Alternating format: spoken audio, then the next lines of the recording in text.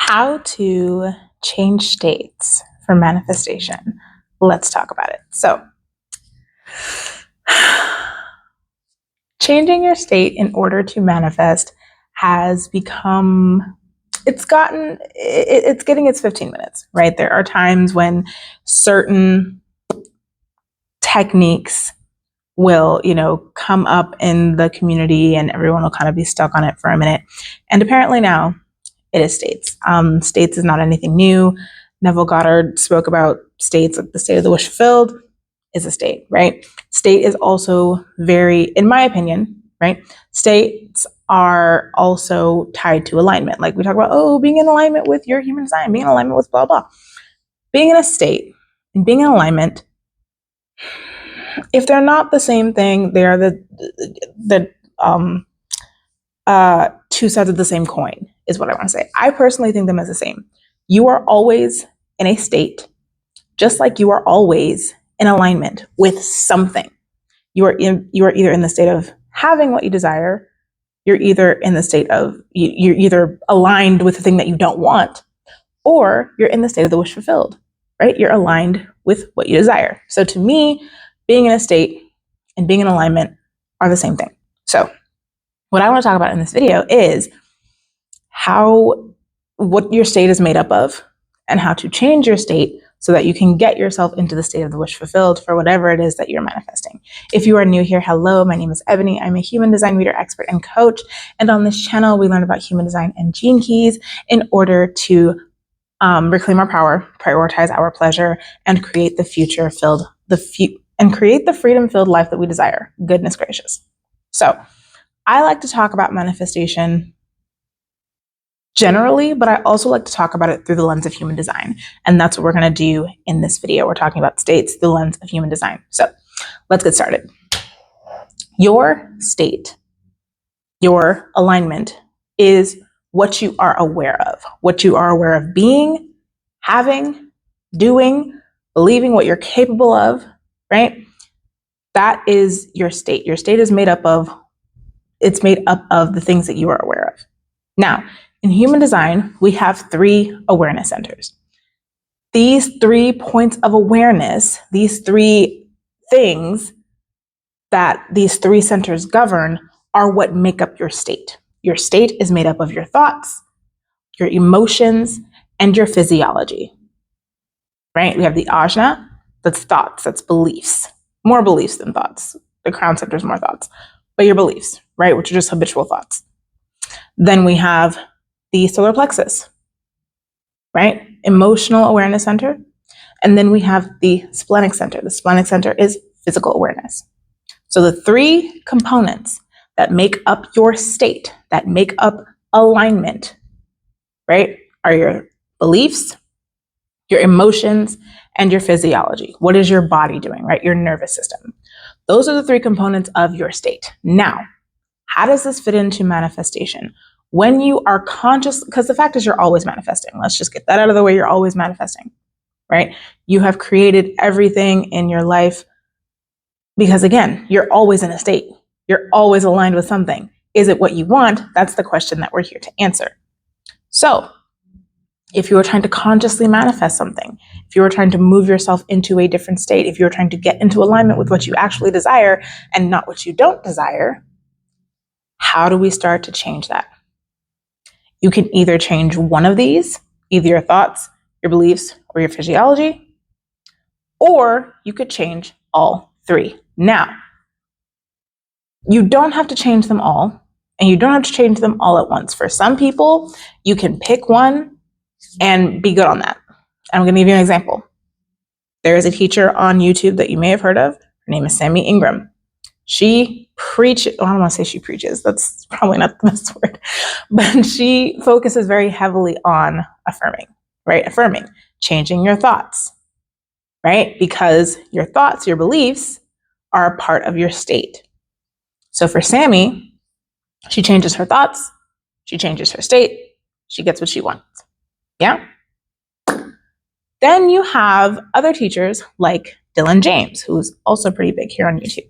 His thing is, yes, we're going to kind of focus on the thoughts, But mostly we're going to focus on physiology. He talks a lot about breath work, regulating your nervous system, exercising, having a routine for yourself. That is more of a physiological way of changing your state. Both of these teachers teach something slightly different, but each of those methodologies, let's call it, work. It works for them. It works for the people that follow them. Each of them have like tons and tons and tons of success stories in their comments. But there are other people who are like, I can't get this to work for me and I don't know why. And I'm hoping that this video is a little bit helpful. So, changing your state. I have found that where you are defined, that is going to be an area that's going to be very powerful for you in terms of changing your state. Now, if you don't know anything about human design, it's might not make any sense, but don't worry, I'm gonna make it make sense. Yeah. Where you are undefined is where you may want to use your environment a little bit more to help you shift your state in that area. So, example, if you have a defined Ajna center, concentration is something that you are easily able to do, right? So if you have a defined Ajna center, robotic affirming, just continuously affirming over and over and over again in your mind, that may be something that works really well for you because you're able to concentrate on that information. You're able to concentrate on consistently changing your thoughts. If you have an undefined Ajna center, like me, robotic affirming, consistently affirming, not to say that's not possible, it just may be a little bit more difficult and it might not be enjoyable. That's all I'm gonna say. You can absolutely do it. If it works for you, fantastic, but it just might not be as enjoyable. So what I like to do, and I've made a video on this, is use my cognition. My cognition is what I use to change my beliefs, to change my thoughts, and get myself into the state of having what I desire. I will link my video on cognition if you have not seen it. So that's changing your thoughts, right? Defined, robotic affirming may work very well. Undefined, I would say focus on your cognition. Yeah. Now, emotions.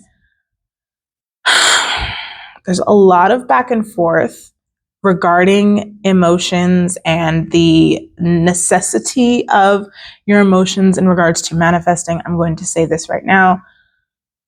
It's not necessary because there are people who are like, oh, I affirmed while I was crying and I still got what I want.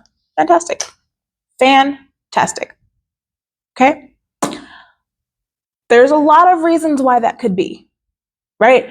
But at the end of the day, it doesn't matter what works for someone else. It doesn't matter what works for Sally Sue down the road. It doesn't matter what works for, Peter or Jamal down the way. What works for you?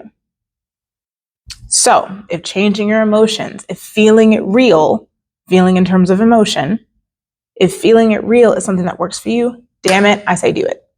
Okay, so with the defined solar plexus center, if you have a defined solar plexus center, it means that you have a set emotional wave, which means for you, changing your emotions on a whim is going to be difficult. So what I would say to do instead is that meet yourself wherever you are emotionally. Imagine that you already have your desire. You already have it. It's already yours, whatever it is. This emotion that you're feeling, how would you be responding to it if you were already the person who had your desire? Would you be worrying about not getting it? No, because you have it. So you don't have to push yourself out of the, emotional state. You can just look at it and be like, I'm feeling like shit right now. Good thing I have what I want. You wouldn't care. You wouldn't trip about it. You would allow yourself to feel it. And once it passed, you'd get on back to minding your business. Right? So if you have a defined emotional center, I don't want you to focus on changing your emotions.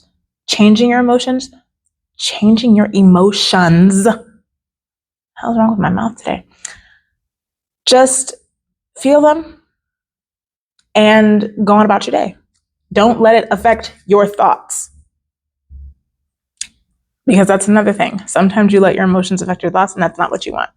Just remind yourself, if I were the person who already had the thing that I want, Would I care if I was angry? Would I care if I was pissed off? Would I care if I was sad? No, because I already have it. So, okay, whatever. Now, if you are undefined in your emotional center, like I am, you have the ability to release emotions more easily than someone who has a defined emotional center. So what I personally like to do is look at whatever emotional state that I'm in and then look into my environment to see what's causing it. Because that's the thing about the undefined emotional center. A lot of the times, that emotion that you're feeling is either coming from someone else or it was caused by something in your external environment. So I'll look out into my environment and be like, you know what, this thing is making me upset. I'm either going to remove myself from the situation or I'm going to change whatever it is. And then I can go ahead and decide, I feel great. Now that that is no longer in my experience, now that I have removed myself, I can get back to feeling the way that I want to feel, the way that I would feel if I already had the thing. Now, I will say, in my personal manifestation practice, I don't subscribe to the idea that you have to be super, super happy all the time. No. Do I feel happy? Do I feel relaxed? Do I feel at peace when I'm doing, my techniques and my routine? Absolutely, of course. And I will do that. I will feel them thoroughly when I am doing the technique. But I don't think you have to be walking around happy and at peace and relaxed all day in order to manifest. Because again, you've manifested everything up until this point in your life. So if you are defined emotionally, feel whatever the thing is and respond to the feeling the same way that you would if you already had your desire. If you are undefined emotionally, figure out what's causing the emotion, either remove yourself or change it, and then bring yourself back into the state of the wish fulfilled. Bring yourself back into peace, into relaxation, into knowing, yeah, that thing is mine. It doesn't matter about that stupid person that just cut me off. I have everything I want. My life is amazing. Life is perfect. I don't worry about that shit. What? Okay. That helps. And finally, physiology. The defined, I was about to say solar plexus. The defined spleen is physical awareness, right? So if you have a defined spleen, focusing on what your body is doing, focusing on regulating your nervous system is probably going to be very, very helpful for you. Now, disclaimer, this does not mean if you have an undefined spleen that you don't need to focus on nervous system regulation. That's not what I'm saying. What I am saying is that if you have a defined splenic center, then focusing on your nervous system regulation, doing the breath work, exercising regularly, doing these somatic practices is probably going to have a greater effect on your state than someone who has it undefined. So for me, having a defined splenic center, somatic practices, nervous system regulation is a very, very, very, very, very big part of my manifestation practice, because I find when I do them, it has a greater effect on my overall state than changing my beliefs and changing my emotions. Because there's power there. I'm defined there. There's energy there. So it's automatically going to affect the other areas of my state because that is where I am defined. Now, that doesn't mean you have to do things exactly like me. You should experiment and see what works for you, which is why I'm making this video in the first place. So if you have a defined spleen, it may be helpful for you to focus on somatic practices as well as changing your beliefs and working with your emotions.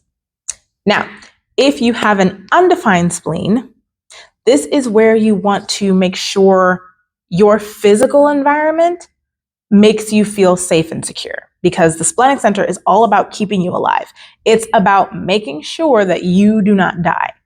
So the biggest thing that you can do for your undefined spleen is to make sure that you are physically safe. So if you're in an abusive situation, in a dangerous situation, and you're able to kind of give yourself that safety, I would say absolutely do it.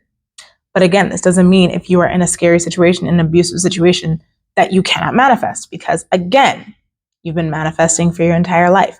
This is simply, what are some elements that could help you. But there is nothing that's like, oh, if you don't do this, you'll never be able to manifest. That's a lie. Lies from the pits of hell. Because you can manifest anything and everything, and you have manifested everything that you experience. So if you have an undefined spleen, making yourself feel as safe and secure as you possibly can in your physical environment is going to be helpful for you in terms of your state. If you have a defined splenic center, doing somatic practices, regulating your nervous system is probably going to help influence the other areas of your state and make it a little bit easier to hold it. So that is it for this video. I hope that it was helpful. I know this was a lot of information. So if you have any questions, go ahead and leave them down below. If you have any other manifestation content that you want me to make, leave that down below as well. And I will see you in my next video.